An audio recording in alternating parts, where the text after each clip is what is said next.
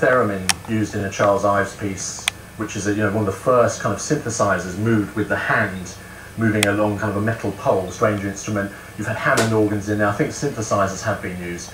And the turntables is just one of the newest instruments out there. Some people would say maybe it's not an instrument, but I think on Saturday, DJ Switch will prove that it is. So when the call comes in, collaboration with a composer, a significant note with an amazing heritage behind him, what's your initial instinct is what? Let's give it a try, might work, might not work, or what did you think? Well, I've always been very up for sort of exploring different musical possibilities. I mean, it was very low key when Gabriel asked me to do it initially. I think it was about 2 years ago on MySpace when it was still in use.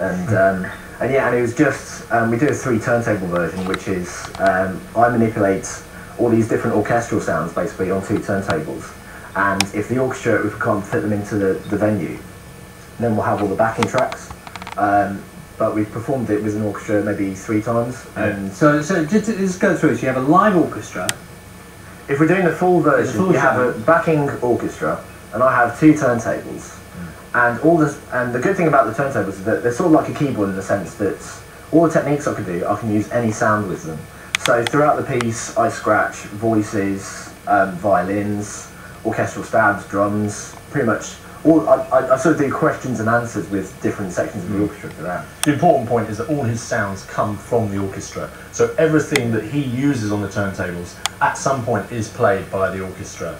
So that there's a kind of organic nature to the piece. Because it's quite dangerous mixing something like the turntables, which is from hip-hop culture, with a classical orchestra. And I was quite worried that it could sound quite kitschy and quite crude. If you just kind of spun some classic breaks or samples over a classical orchestra. So the solution was that he uses the actual orchestra he's playing with to scratch with. Shall we have a look at how it works in action? Here we go.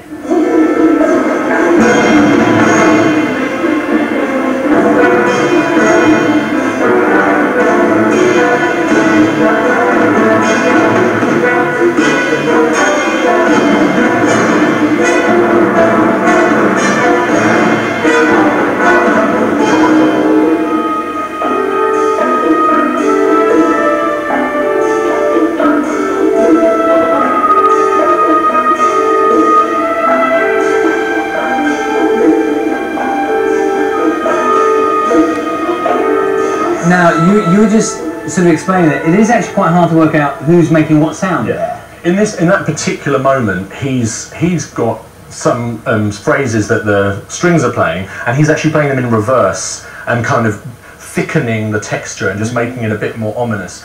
And at that moment, yeah, it's quite hard to distinguish. There's a real ambiguity. Then suddenly it will jump out and it will be really clear what he's doing. So it's kind of a postmodern game in a way, playing with what's live and what's pre-recorded, because that's what turntables do. They play back recorded sound. It does become clearer as the piece progresses, I think, because it moves from a very sort of more traditional classical elements into more the hip-hop groove kind of essentially.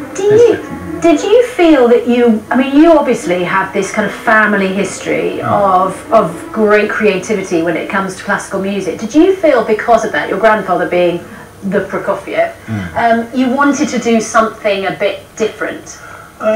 It's funny, I don't know whether that could often put people off, I think. When you've got heritage like that, it can be quite intimidating, and I don't think it's a given that I should have gone into music. And I didn't.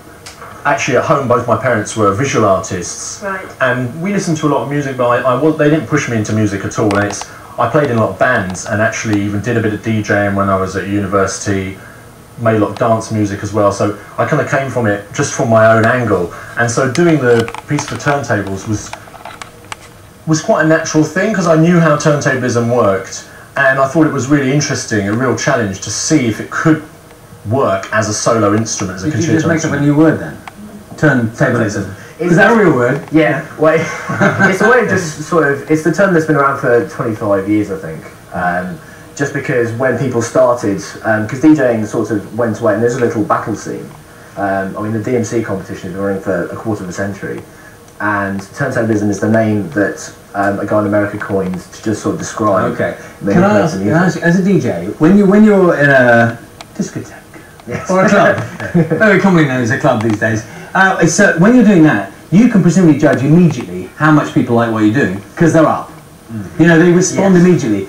Do you find the atmosphere in a classical concert, I mean, people are not getting up off the floor and shouting, or, you know, do you find that hard because you don't know quite what they're thinking? They're entirely opposite worlds, because even in like jazz circles and DJ circles, whenever I do a routine and show off, you know, people will sort of react instantly. Whereas in the classical, where you have to sort of contain it all for the end, it's very strange. It has been performed in clubs. The premiere was in the Scala in King's Cross, and then people just clapped when they liked what the soloist is doing. And DJ Switch performed it in Delaware Pavilion, and people cheered after his cadenzas.